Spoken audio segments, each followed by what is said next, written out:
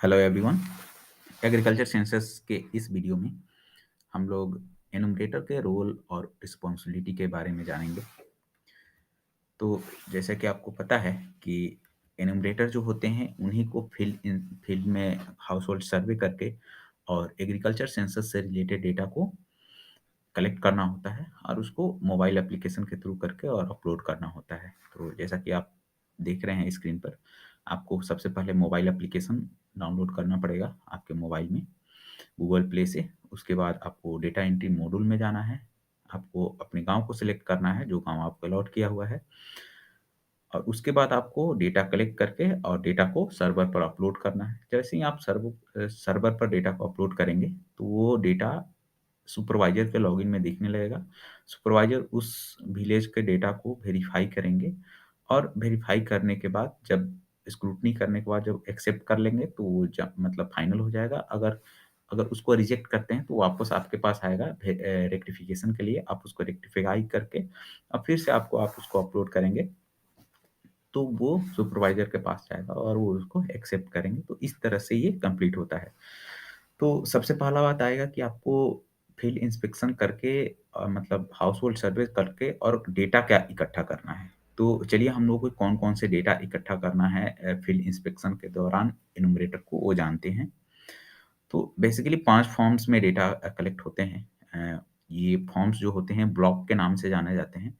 तो ब्लॉक ए में जो डेटा होता है, वो उस विलेज का आइडेंटिफिकेशन डिटेल होता है बेसिकली, कि वो कौन से जिला, कौन-सा अंचल का कौन-सा गाँव है, उसका एलजीडी कोड क्या है, वो ऑलरेडी मैप्ड रहेगा। आपको उसमें करना बस ये है कि आपको उस विलेज का जो ज्योग्राफिकल एरिया जो होता है, वो हेक्टेयर में कन्वर्ट करके और आप उसको उसको भरना होता है।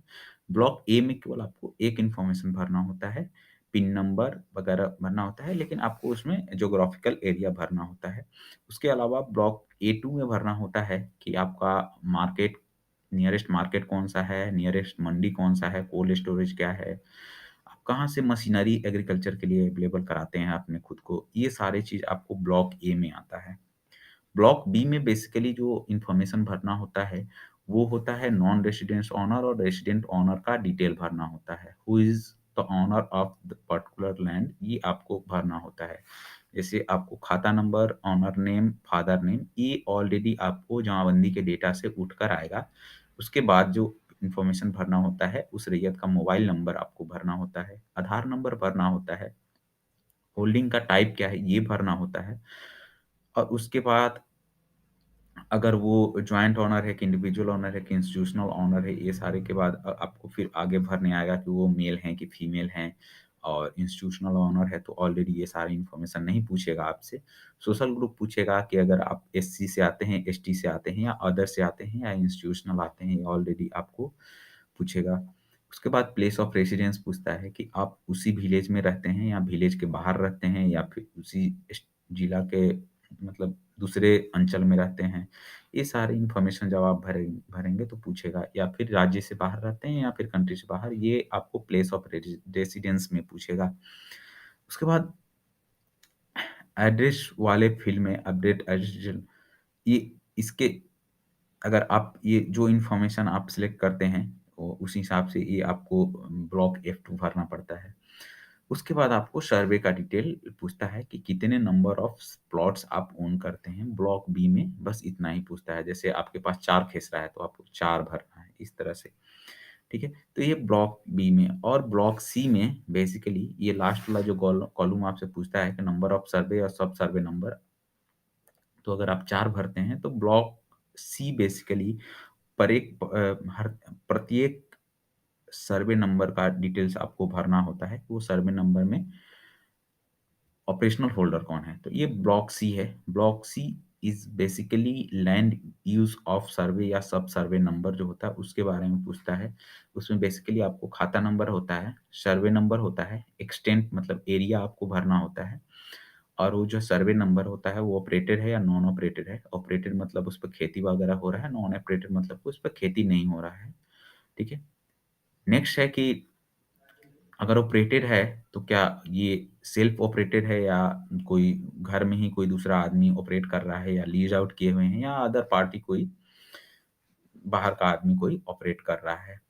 उसके बाद जैसे ही आप इसको भरेंगे तो आपसे पूछेगा कि number of operational holder holder कितने हैं इस पर्टिकुलर सर्वे प्लॉट में, तो इंडिविजुअल है कि या 2-3 आदमी मिलके उस पे खेती कर रहे हैं, ये आपसे पूछता है।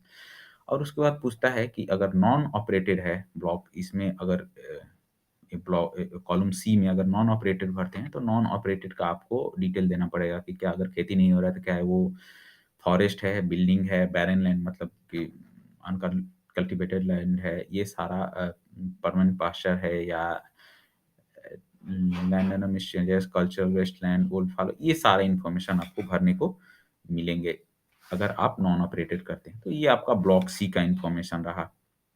ब्लॉक डी में बेसिकली ऑपरेशनल होल्डर का डिटेल पूछता है। जैसे ही आप इसमें ऑपरेशनल होल्डर अदर देन अगर सेल्फ ऑपरेटेड नहीं है और सेल्फ ऑपरेटेड नहीं है, तो फिर आपको इसमें आपको इन्फॉर्मेशन भरना पड़ेगा कि कौन आदमी इसमें ऑपरेशनल होल्डर कौन है।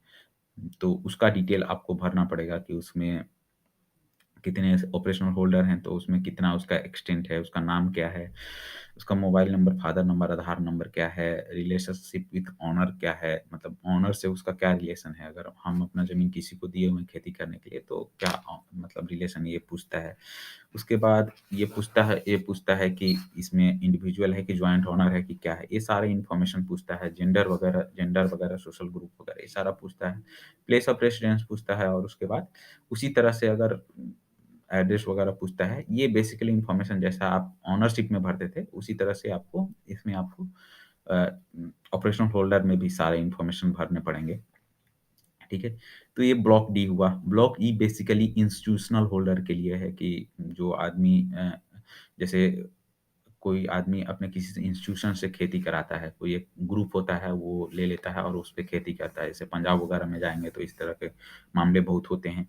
तो ये सारे हाँ, पब्लिक है, अगर ये इंस्टीट्यूशन है तो इंस्टीट्यूशन का नाम लिखना है, ये पब्लिक है कि प्राइवेट है कि गवर्नमेंट का इंस्टीट्यूशन है कि ट्रस्ट है कि ईपीओ एफपीओ है कि कोऑपरेटिव है, कोऑपरेटिव लेकर के खेती करे, ये सारा इंस्टीट्यूशन करना है। उसके बाद लोकेशन ऑफ हेडक्वार्टर इस पर्टिकुलर जो इंस्टीट्यूशन उसका है, लोकेशन कहाँ होगा, ये सारे इन्फॉर्मेशन ब्लॉक ई में भरते हैं।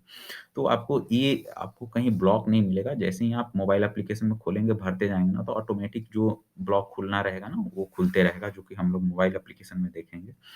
तो ये इन्फॉर्मेशन जो है आपको बेसिकली उसके बाद पूलिंग का कांसेप्ट है, ये हम आपको जब आप मोबाइल एप्लीकेशन में बताएँगे तो पूलिंग का कांसेप्ट है। इसमें बेसिकली ये आप आइडिया ये समझ लीजिए कि एक आदमी अगर एक अंचल में है और एक अंचल में 4-5 गाँव में अगर उसकी खेती हो रही है, तो एक इंडिविजुअल वो ओनर डिसाइड होता है और उसी से उस सारे गाँव का लैंड पुल मतलब मैप करना होता है। जैसे ही मैप होगा तो उस गाँव से वो डेटा पुल होकर उससे ऐड हो जाएगा। तो ये भी आपको कैसे करना है, ये ऑनलाइन करना होता है। जैसे ही आप इन्फॉर्मेशन भरिएगा तो पूलिंग के लिए डेटा अवेलेबल रहेगा। जैसे हम मान लीजिए एक्स विलेज में हैं, तो एक्स विलेज में हम ओन रेसिडेंस के तौर पर हमारा डिटेल भरा जाएगा। लेकिन दूसरे गाँव में जाएँगे तो दूसरे गाँव में जैसे ही पूछेगा कि क्या वो आदमी इसी गाँव में रहता है? तो आप भरेंगे नहीं, ये एक्स गाँव में रहता है। तो जब हम एक्स गाँव का भरने जाएँगे ना, तो हमको पूल करने का ऑप्शन मिलेगा। ये कैसे करना है, आपको पूलिंग का कांसेप्ट ये समझना है कि आपको डेटा भरने के बाद आपको पूल का भी करना पड़ेगा। जैसे एक रैयत का अगर 4-5 गाँव में ज़मीन है, तो उसको एक जगह ही टैग करना होता है। वो कैसे करना होता है, हम आपको वीडियो में बताएँगे। अभी आपको सारे फॉर्म्स पता चल गए कि 5 ब्लॉक्स होते हैं ए, बी, सी, डी। ए में बेसिकली उस विलेज से रिलेटेड इन्फॉर्मेशन होता है। बी में ओनरशिप से रिलेटेड, रेज़िडेंट ओनर से रिलेशन, नॉन रेज़िडेंट ओनर से रिलेटेड इन्फॉर्मेशन भरना होता है। ब्लॉक सी में आपको सर्वे नंबर से रिलेटेड इन्फॉर्मेशन भरता पड़ता है और ब्लॉक डी में आपको ऑपरेशनल होल्डर का डिटेल भरना पड़ता है। ब्लॉक ई में अगर ऑपरेशनल होल्डर जो है कोई इंस्टीट्यूशन है, तो उसमें ब्लॉक ई में भरना होता है और पूलिंग का कांसेप्ट होता है। बेसिकली यही होता है। ये आपको बेसिक इन्फॉर्मेशन हुआ जो कि आपको भरना है, सारे फॉर्म्स हो गए, ये थ्योरेटिकल हो गए और प्रैक्टिकल कैसे करना है मतलब आपको मोबाइल एप्लीकेशन में कैसे करना है, ये आपको अलग से एक पार्ट 2 वीडियो में मिलेगा। और ये आपका शेड्यूल है, आप देख सकते हैं कि जो काम करना है वो आपको 10 जनवरी तक सुपरवाइज़र को काम स्टार्ट करा देना है, जो फर्स्ट फ़ेज़ के ज़िले हैं, 5 ज़िले थे उनको 10 जनवरी से स्टार्ट करा देना था और ये फरवरी और मार्च 3 महीना में जनवरी, फरवरी और मार्च 3 महीना में कंप्लीट करना होता है एक गाँव का सर्वे। तो उसी तरह से अगर आपको 5 गाँव का मिला हुआ है, तो पाँचों गाँव का सर्वे आपको 3 महीना में कंप्लीट करना होता है। तो वो बेसिक डिटेल इतने हुए कि किस तरह से आपको एनुमरेटर को क्या-क्या इन्फॉर्मेशन भरना है। नेक्स्ट वीडियो में हम लोग देखेंगे इसका थ्योरेटिकल पार्ट।